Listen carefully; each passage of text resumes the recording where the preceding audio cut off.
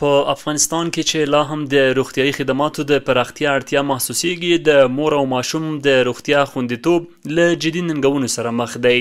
خو له بله پلوه یو شمېر مرسته کوونکي هیوادونه هڅه کوي چې د افغانانو لپاره د روغتیايي خدمتونو دروازې پرانیزي. د متحده عربي اماراتو له لوري د مور او ماشوم لپاره تازه جوړ شوي کلینیکونه په بېلابېلو ولایتونو کې یو په بل پسې پرانیستل کیږي چې موخه یې د روغتیايي خدمتونو پراختیا او معیاري دل دی. د ننګرهار ولایت سرخرود ولسوالۍ په باغباني سیمه کې دا کلینیک له لسو هغو روغتیايي مرکزونو څخه دی چې د مور او ماشوم د مراقبت لپاره ځانګړی شوی دی. مسؤلین وایي دا کلینیک له ټولو ضروري امکاناتو سره سمبال دی او د واکسیناسیون، زیږون، څارنې او مشورتي خدمتونو ترڅنګ د روغتیا نړیوالو معیارونو ته هم نږدې شوی دی.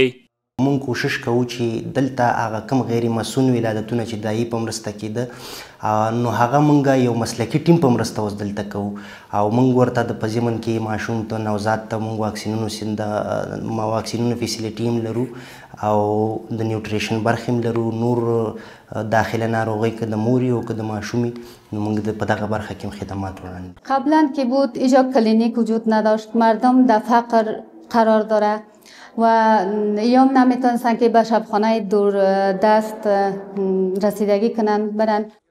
ځایي اوسیدونکي هم د دې روغتیايي مرکز له جوړېدو خوښ دي او وایي پخوا به ښځینه ولادتونه له خطرونو سره مخ وو ځکه په کورونو کې له ډاکټرانو او لازمو وسایلو پرته ترسره کېدل.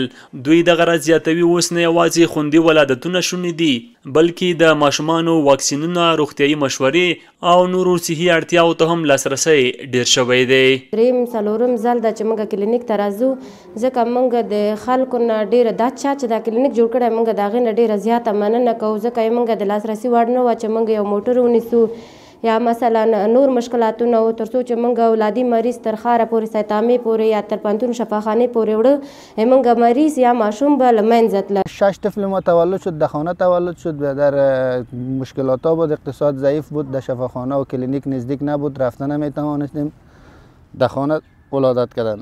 اینمی اولین بار است که کلینیک در پالوی خانه ما جور شده بود و در اونجا رفتیم. بسیار برای ما خوب شد. ما بیادر هیچ خبر نبودیم که طفلک ما به دنیا آمده و بیادر در ما زنگ زدن که خانه شما یک دخترک شده. د ننګرهار د عامې روغتیا رئیس مولوي شریف الله د دې کلینیک پر ارزښت ټینګار کوي او وایي دا اقدام به نه یوازې د مور او ماشوم د خوندیتوب سبب شي بلکې د ټولنې پر روغتیايي وضعیت به هم مثبت اغیز ولري. اولا في متحده عربي امارات نه مننه کوو چې دوی اسلامي امارت لاسنیوي وکړو په افغانستان کې خپل فنګ ته زړه ښه کړو او د صحت په باره کې دوی په ټولو ولایتو کې یو صحي مرکزونه جوړ کړه. په ننګرهار کې زموږ سره په صحي مرکز چې دلته جوړ شولو د دې خلکو ډېر اړتیا وه او ډېر ضرورتونه وه او موږ ډېر خوشحاله یو مننه کوو چې داسې غریبو خلکو بیچاره خلکو چې هغوی صحت ته لاسرسي نه لرله. د یادونې وړ ده چې ورته کلینیکونه د متحده عربي اماراتو له لوري په ننګرهار، پکتیکا، پکتیا، غزني، بلخ، کندهار، هلمند او هرات ولایتونو کې جوړ شوي دي. د دغو مرکزونو له لارې هغه سیمې چې تر دې وړاندې له ابتدایي صحي خدماتو بې برخې وي اوس کولی شي له معیاري خدماتو برخمنې شي. روغتیا د یو ملت د بقا ضامن دی او هر هغه هڅه چې د مور او ماشوم د ژغورنې لپاره وشي د نسلونو د ژغورنې معنا لري. د دې کلینیکونو جوړېدل نه یوازې د مرستې یوه نښه ده بلکې د امید، د هیلې او انساني ارزښتونو ژور پیغام هم لري.